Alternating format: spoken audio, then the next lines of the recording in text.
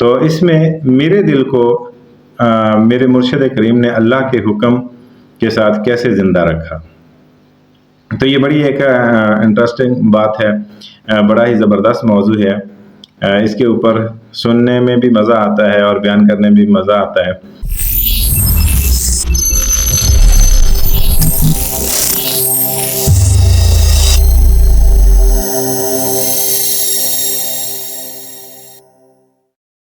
اعوذ باللہ من الشیطان الرجیم، بسم اللہ الرحمن الرحیم۔ الثانی ٹی وی کے تمام دیکھنے اور سننے والے ناظرین کو ڈاکٹر ارمان چودھری کا سلام۔ ناظرین، آج کا ہمارا ٹاپک جو ہے وہ دل کو زندہ رکھنے کے حوالے سے ہے۔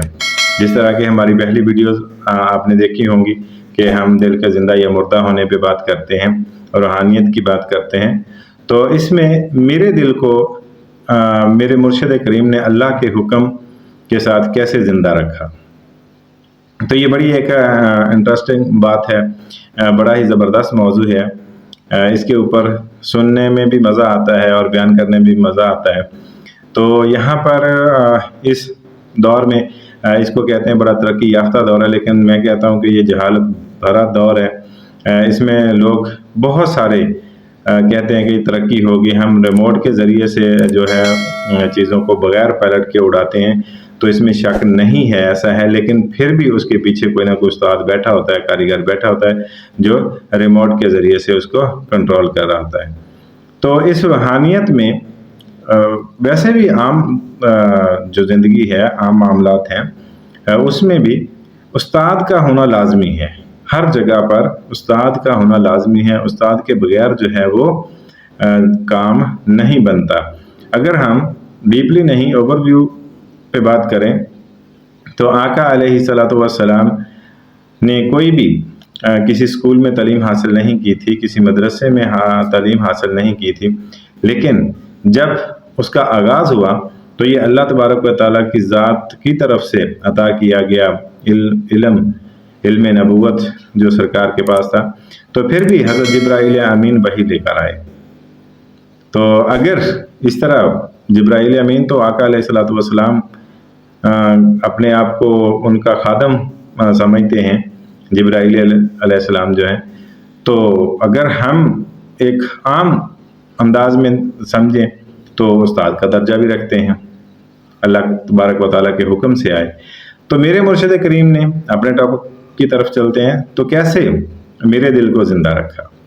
ناظرین، جب اس دنیا میں انسان آتا ہے تو اس کے بعد اس کا دل بالکل گناہوں سے پاک ہوتا ہے، نرم، معصوم، مسکین، ہر طرح سے صاف ہوتا ہے، اور پھر اس زمانے کے ساتھ چلتے ہوئے بہت ساری برائیوں میں انسان مبتلا ہوتا ہے، برائیوں کے اوپر سے گزرتا ہے، ان کے اندر سے گزرتا ہے، بہت سارے معاملات کھانے پینے کے، رہنے سہنے کے ہر لحاظ سے ہوتے ہیں۔ تو یہ جو ایک بلوغت سے لے کر 40 سال سے نیچے تک کا ایک حصہ ہوتا ہے عمر کا، یہ ایک بڑا ہی مستانہ، ایک بڑا ہی جوش والا ایک زندگی کا حصہ ہوتا ہے، جس میں انسان چھوٹی چھوٹی برائیوں کو نہیں دیکھتا بلکہ بڑے گناہوں کو بھی ایسے کر لیتا ہے کہ ابھی بڑی لمبی زندگی پڑی ہے، بعد میں توبہ کر لیں گے۔ تو اللہ تبارک و تعالیٰ کی ذات سے تہ دل سے معافی مانگتے ہیں اور توبہ کرتے ہیں۔ تو اس میں جب میں ابھی 40 سال کا نہیں تھا، چھوٹا تھا، میری عمر کم و بیش 31-32 سال کی تھی، تو ان دنوں میں یہ ایک ٹائم آیا کہ جس کے اندر میرے اندر سے صلہ رحمی جو ہے وہ کم پڑنے لگی، تھوڑی ہونے لگی، میں اور سائڈوں پہ نکلنے لگا۔ کاروبار کے حوالے سے وہ گاڑیوں کی ہرس ہوس اور وہ بنگلوں کی سوچیں کہ جناب کوٹھی ہو، گاڑی ہو، یہ سارا کچھ، حالانکہ ان دنوں میں شادی بھی ہو چکی تھی، اللہ تعالیٰ نے اولاد جیسی نعمت سے بھی نوازا تھا، پھر بھی اس طرف ادھر ہاتھ مار ادھر ہاتھ مار، اس طرح کے معاملات میں۔ تو مجھے ان دنوں میں ایک کاروبار میں بہت بڑا لاس ہوا، جس نے میری اس چیز کو بدل کے رکھ دیا۔ حالانکہ اس کے اندر جو صحیح معنوں میں ایک تعلیم تھی وہ میرے مرشد کریم کی تھی۔ جب میں نے ان سے یہ سوال کیا تھا کہ سرکار اگر حلال کھانا چاہیں تو اس کے بارے میں آپ ہمیں گائیڈ کریں، ہمیں راستہ بتائیں، तो मुस्कुराए और फरमाया कि बेटा हलाल खाना है तो फिर एक टाइम की मिले। और यकीन जाने उसके बाद इतना बुरा वक़्त आया और लोग उसको बुरा वक़्त और शैतानी मामला पता नहीं क्या कुछ गर्दानते हैं, लेकिन अल्लाह के फ़ज़ल से, अल्लाह के हुक्म से, अल्लाह की मेहरबानी और उसकी नज़र से मैंने इसको पॉजिटिव लिया, हमेशा से सीधा रखा। तो ये अल्लाह तबारक व तआला की ज़ात की तरफ से एक इम्तिहान था और उस इम्तिहान की तैयारी करवाने वाले मेरे मुर्शिद करीम थे। तो उन्होंने मुझे मेरे दिल को सीधा रखा अपनी निगाह करम से, अपनी रूहानियत से, अपने उस नज़र करम ही कहता हूँ कि उन्होंने उसको सीधा रखा, मेरी तालीम फरमाई और मैं सीधा रहा। मेरा दिल जो है वो पाक रहा। उन दिनों में मैं अभी मुरीद भी नहीं था। देखिए, अब मुरीद होना ये बड़ी बहस है, इसके ऊपर बड़ी बड़ी वो पता नहीं क्या क्या जो अल्फाज हैं वो इस्तेमाल करते हैं। लेकिन आप किसी उस्ताद के पास जाते हैं तो उसके पास जाके पहले बात करते हैं, ऐसा थोड़ी जाके खड़े हो जाते हैं लाइन में तो वो पूछते हैं आप कौन है, कहाँ से आए हो, कौन हो तुम। नहीं, पहले उनसे पूछना पड़ता जी मैं ये हूँ, मेरा ये मसला है, मैं 9th के पेपर देना चाहता हूँ, 10th के पेपर देना चाहता हूँ, मैंने ग्रेजुएशन करनी है तो आप मुझे ये पढ़ा देंगे, या मैं फ़लाँ सब्जेक्ट आपसे पढ़ना चाहता हूँ या आप मुझे पढ़ा देंगे। तो ये चीज़ें होती हैं।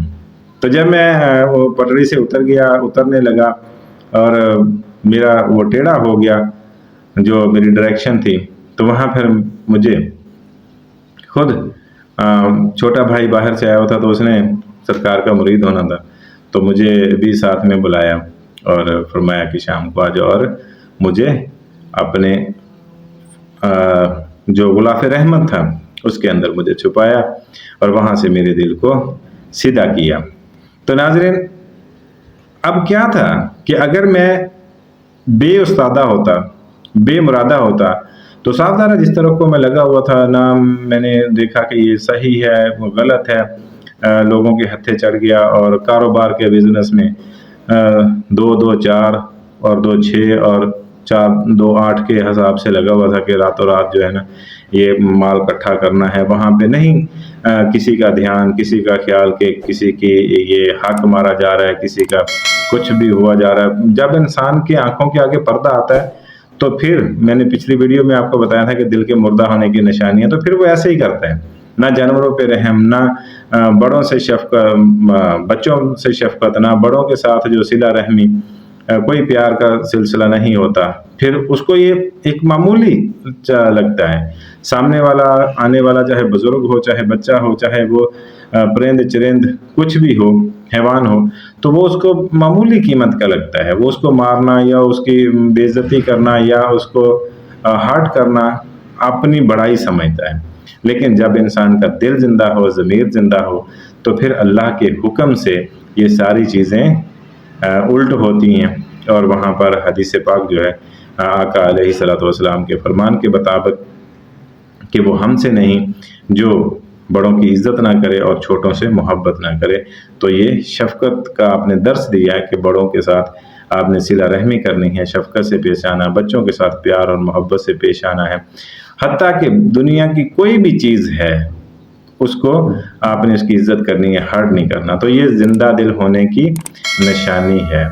तो अल्हम्दुलिल्लाह मेरे उस उस्ताद ने, मेरे उस मुर्शिद करीम ने, मेरे उस पीर व मुर्शिद ने जिनका नाम है नामी पीर सैयद ज़हूर मुहय्यिद्दीन शाह साहब बरकातहुल आलिया वज़ीद मजदहू है, उन्होंने मेरे इस दिल को सीधा रखा। जो हसनी हुसैनी हैं, आले नबी औलाद अली, ख़ास अहले बैत से हैं।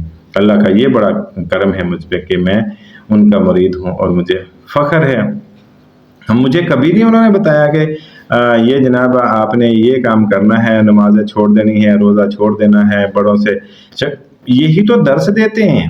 यही तो असल में पीर मरीद का जो एक राब्ता होता है, यही तो चीज़ें हैं। आपके दिल को ज़िंदा रखना, सिला रहमी का दर्स देना, तो मुझे तो ये सिखाया गया है। मुझे तो अपने पीर मुर्शिद के आस्ताने से ये हरगज़ नहीं मिला कि फ़लाँ के साथ आपने बैर रखना है, फ़लाँ के साथ आपने दुश्मनी रखनी है, फ़लाँ के साथ जनाब ये करना है, जादू टूने ये वो, मुझे तो ऐसा कुछ नहीं दिया गया।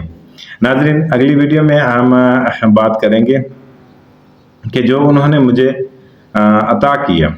एक हर जब भी بندہ کسی کلاس میں ہوتا ہے تو اس کی ایک خواہش ہوتی ہے، اس کا ایک اندر سے ایک من ہوتا ہے کہ وہ اپنے استاد کے قریب تر قریب ہو جائے اور اس سے کوئی خاص حاصل کرے۔ تو یہ عام بھی ہے، ہر جگہ پہ ہے، مخصوص بھی ہے۔ تو میں نے اپنے مرشد کریم سے کیا خاص حاصل کیا، انہوں نے مجھے کیا نوازا، اور جو تحفے میں دیتے ہیں کہ فلاں بزرگ نے، فلاں مرشد نے میرے نے کہ جناب مجھے وہ دیا تحفے میں، پڑھنے کے لیے وظیفہ دیا، تو اس سے یہ رنگ لگے۔